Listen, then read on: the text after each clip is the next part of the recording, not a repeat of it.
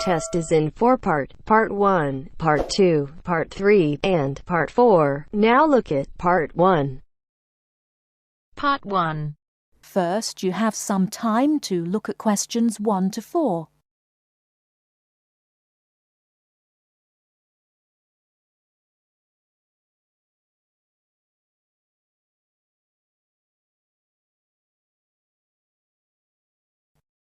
Listen carefully and answer questions 1 to 4. Hello, I am a new student here. Hello, what can I do for you? Can you tell me what the student union does? Well, we're part of the National Union of Students, who represent students' interests across the country. We provide services for all students at this college. What kind of services? There are advisors and welfare staff, entertainments, sports clubs, union societies, meetings, campaigns, and special interest groups. We offer everything from ballroom dancing to karate, jazz, and political debates. Sounds great. How can you help overseas students? As I've said, we have welfare officers who are used to the sort of problems overseas students may have. They know where to get advice on a particular situation, or basically give whatever help is asked for. I am from the Philippines, and I hope I can meet other Filipino students who are here. I play chess and many sports, especially badminton, basketball, and wrestling. Please, can you tell me how to find out about these things? There is a Filipino society at the college. Regular meetings take place and lots of social activities are organized, such as meals, plays, and dances. The society is made up of Filipino students and other students who have an interest in the Philippines. And what about the sports? Does the union offer the ones I'm interested in? Yes, we do. There are basketball and wrestling teams. If you want to play in one of the college teams, you have to go along to training sessions and compete for a place. For badminton, you can either go to the badminton club or book a court to play with friends. Is there also a chess club or team? No, I'm afraid not. It may be best for you to put a notice on our notice board to find other players. Will that cost me anything? No, it's a free service available to all students, but you have to give your notice to a union officer first, so that it's fair for everyone who wants to use the notice board. I only have a room for 1 month at the moment. I need to find a house or a flat to live in near the college. Are you able to help me with any accommodation problems? There are always rooms available in shared flats or houses on our notice board. The college has some of its own accommodation, and you can also apply for these. If you have any problems at all, you should talk to one of the student union's welfare officers, who can give specialist advice on accommodation. Thank you for your help. You're welcome. Now would you mind helping us? We're conducting a survey to learn more about the students who visit our union office, so that we can improve our services. Would you mind if I asked you a few questions? Not at all.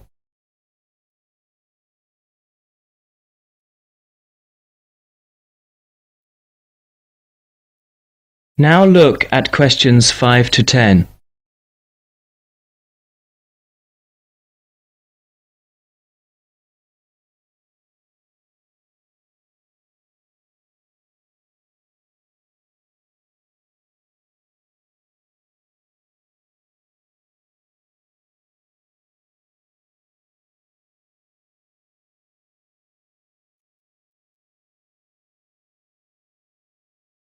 As you listen to the student's conversation with the union officer, fill in the spaces 5 to 10 on the form.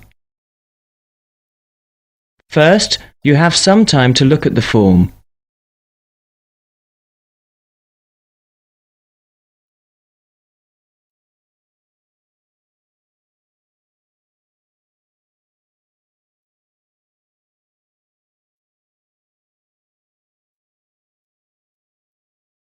Now listen carefully and fill in gaps 5 to 10.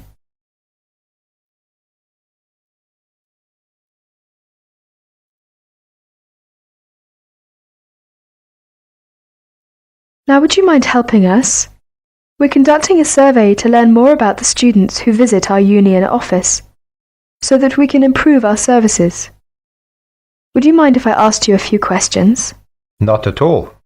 First of all, what is your name? My name is Cesar Bautisto. How do you spell your last name? Bautisto. Thank you. And what are you studying? Development Economics. I see. And how long is the course for? 1 year. It's a postgraduate diploma. What would you like to do at the end of it? Have you made your mind up yet? Yes, I'd like to be a United Nations project advisor. Oh, would you? That sounds interesting. Tell me though, why have you chosen this university? It's got a good reputation in the field of economics. And you say you come from the Philippines? Yes, that's right. And which city do you come from? Manila. Oh, that's the city I've always wanted to go to.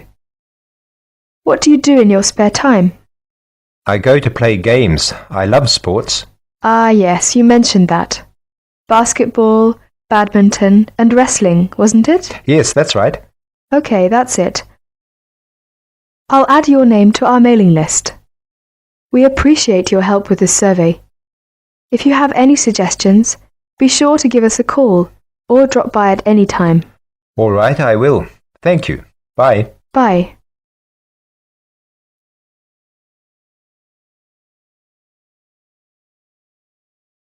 That is the end of part 1. You now have half a minute to check your answers.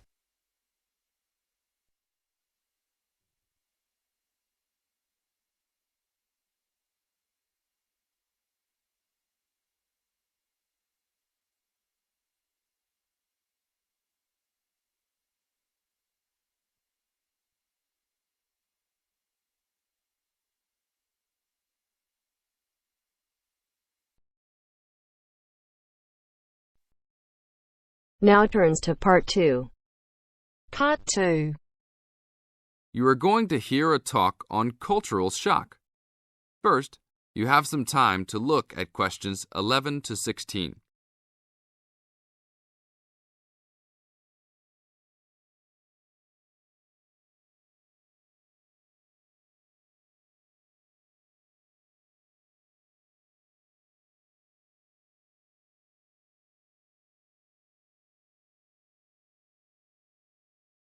Now listen to the tape and answer the questions.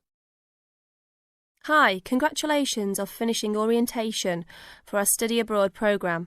Before you all head off to your respective countries, however, I want to first share with you a little bit about dealing with culture shock. Recent studies in intercultural experience have shown that there are distinct phases of adjustment which virtually everyone who lives abroad goes through. You won't be the exception. The first phase of culture shock includes gaining an awareness of the host culture, preparing for the journey, and farewell activities. You're all experiencing this right now. The second phase begins when you arrive in your new country and ends when the excitement of the early experiences wear off.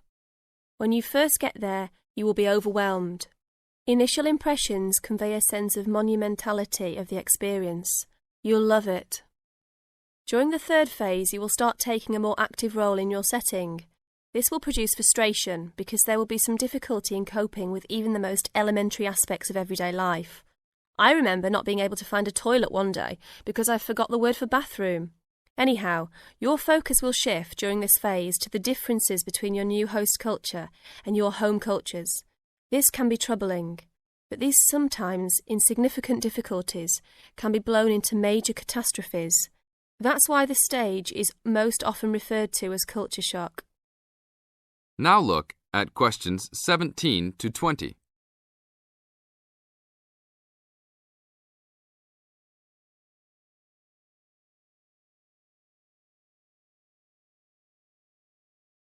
As the talk continues, answer questions 17 to 20.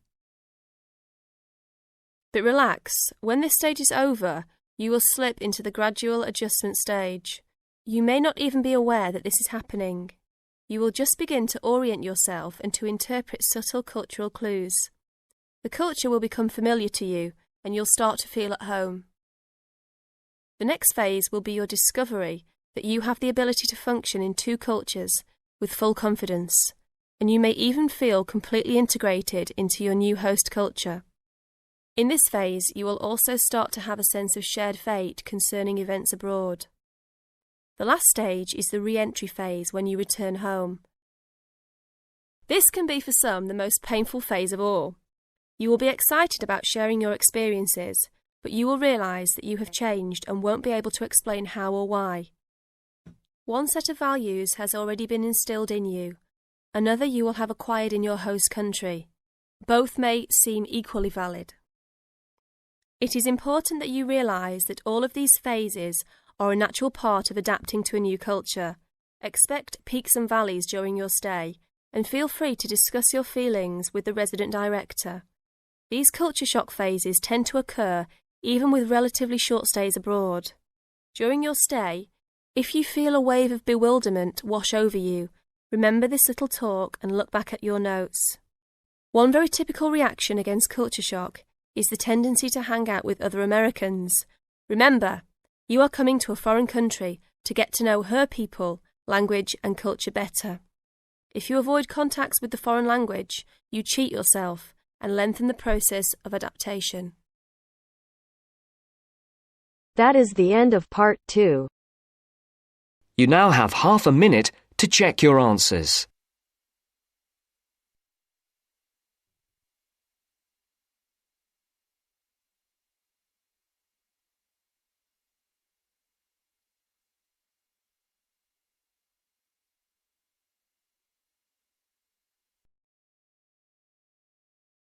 Now turns to part 3.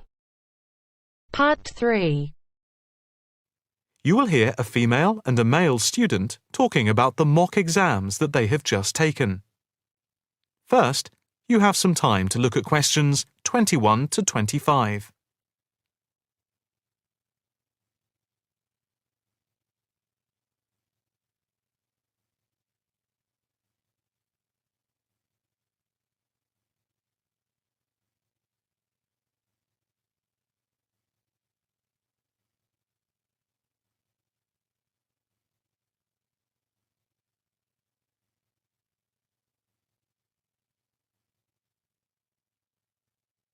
Now listen carefully and answer questions 21 to 25. So, what did you think of the practice exams last week? You mean the mock exams? Yeah. I thought some of them were tough. They were certainly hard and generally they were very long. Yeah, they were spread over a whole week, which made it impossible to relax. Exactly. But what did you think of each test? Of the 7 exams we did, the least enjoyable for me were the 2 3-hour essay papers. Why didn't you like the essay papers? I'm not particularly good at writing things down like that in a short space of time. And I don't think it's a good way of testing our theoretical knowledge of medicine. I'm the opposite, I'm afraid. I'm much better in the written essay exams than the other types of tests. But what about the 2 multiple choice exam papers in basic science and anatomy? They weren't too bad. If you didn't know the answer, all you had to do was guess. That's okay, but I never feel comfortable with guessing. And you know that there is research that shows that women are disadvantaged when doing multiple choice questions compared to men. You've mentioned this before, but I'm not sure I believe it. It's true. Multiple choice questions benefit men more than women. They are a male construct. If you say so. It's not if I say so. Anyway, you have to be careful with multiple choice questions because of the negative marking. That can really bring the score down if you keep guessing and get all of the guesses wrong. It's double negative. Yeah, that is a danger.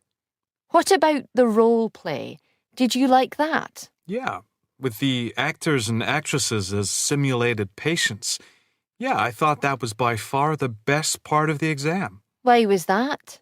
What I liked about it was during the 24 test stations, we had a chance to show what we know about communicating with patients and show our practical medical knowledge, etc. Yes, I think I agree with you there.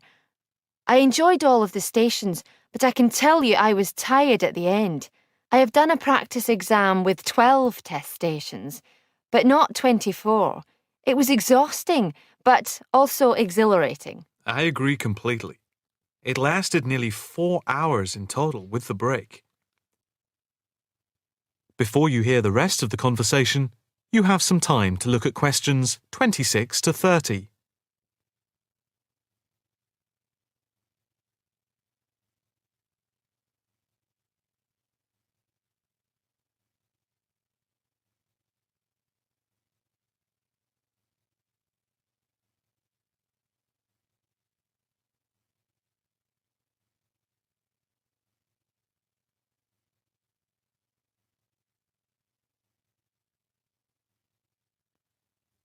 Now listen carefully and answer questions 26 to 30. What did you think of the other 2 exams? The 2 problem-solving tests? I didn't think I was going to handle them very well, but in the end, I think they went better than I thought they would. What I liked most was the test where we had to work in groups of 4, and to solve a problem, we had to prioritise actions. That was very interesting. I'm not sure that I did very well in that, though. Did you feel comfortable being in a group of 4 and having 4 examiners watching you as you discussed the problem? We did practice it several times before. You learn to forget that someone is watching you. But some people are better at speaking in group situations like that, and they get the best marks. The test doesn't just assess whether people can talk a lot. It's about showing you can listen, organise your thoughts, and then show you can be part of a team, allowing other people to speak. Well, we'll have to see how it goes. When do the results of the mocks come out? They said next week, and then it's the finals 2 weeks later. Yeah, we've got that to look forward to. What is the policy on resits?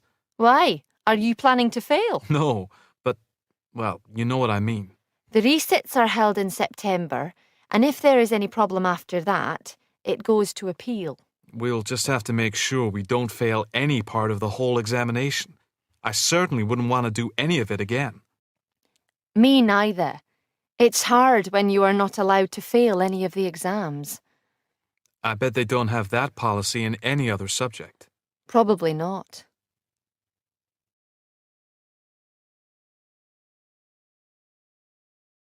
That is the end of part 3. You now have half a minute to check your answers.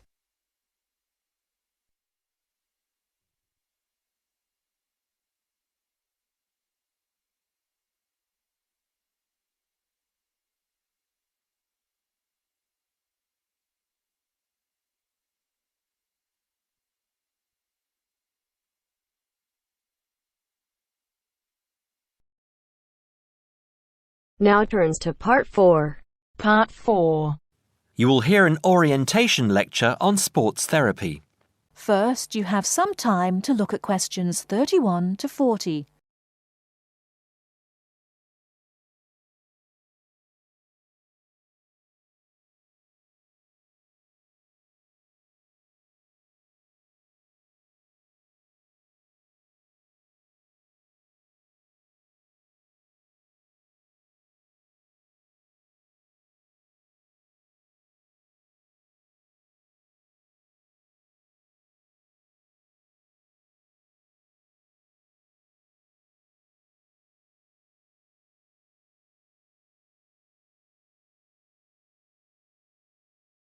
Now, listen carefully and answer questions 31 to 40. Good morning and welcome to the university's Open Day and to our lecture on sports therapy. There are 2 good reasons to be here. Firstly, you will experience what a university lecture is like, so take out your notebook and pen. And secondly, you will find out about the sports therapy programme. OK. So what does a sports therapy programme involve? Everybody in today's society knows the impact sport, health and fitness makes on the population's physical and mental health. Studying at Kent will develop your understanding of the ideas and issues within the sports therapy, health and fitness industries. Sports therapy is one of the fastest growing careers within the sports sector. The program teaches you all the specialist knowledge you need in order to work within these industries. This includes scientific aspects such as anatomy and physiology and sports psychology. You learn how to design training programs and lifestyle profiles for a range of clients and to understand the role of sports promotion and event management. The degree also covers the treatment and prevention of sporting injuries and the importance of referral programs. There will be a full description of these subjects for you available at the door when you leave this lecture. Now, just to talk a little about teaching and assessment. The program involves taking part in and designing practical sports sessions, lectures, small group seminars, and private study. On average, you have 6 lectures, 3 practical sessions, and a 1-hour-long seminar per week. And you also spend additional time developing your coaching and theoretical knowledge in real-life situations. At Stage 1, the first half of the year is assessed by 100% coursework and observed assessments. A majority of the modules also have written exams within the final half of the year, with the rest practically assessed. Stage 2 and 3 assessment varies from 100% coursework to a combination of examination and coursework, usually in the ratio 50-50, 60-40, or 80-20. You're probably wondering what career paths you can take once you've completed this degree. Well, careers can vary from employment in health and fitness clubs, sports injury clinics, sports development within local authorities, or with national governing bodies of sport, working in community leisure or sports attractions, self-employed personal trainer, or sports therapist. There are some requirements you need to fulfill to enter this course. International students can qualify with the following: school certificates and higher school certificates awarded by a body approved by the university, matriculation from an approved university, with a pass in English language at GCSE O-level or an equivalent level in an approved English language test, passing one of Kent's foundation programs, provided that you meet the subject requirements for the degree course you intend to study, or an examination pass accepted as equivalent to any of the above. In order to enter directly onto a degree course, you also need to prove your proficiency in English, and we ask for one of the following: average 6.5 in IELTS test, minimum 6.0 in reading and writing, Grade B in Cambridge Certificate of Proficiency in English, Grade A in Cambridge Advanced Certificate in English, a pass overall in the JMB/NEAB test in English for overseas students, with at least B in writing, reading and speaking modules, a TOEFL score of at least 580 written test or 237 computer test. If you haven't yet reached those standards, Kent runs a foundation course for international students, which gives you a year's academic and language training before you begin on your degree. Right, that's about it. Any questions?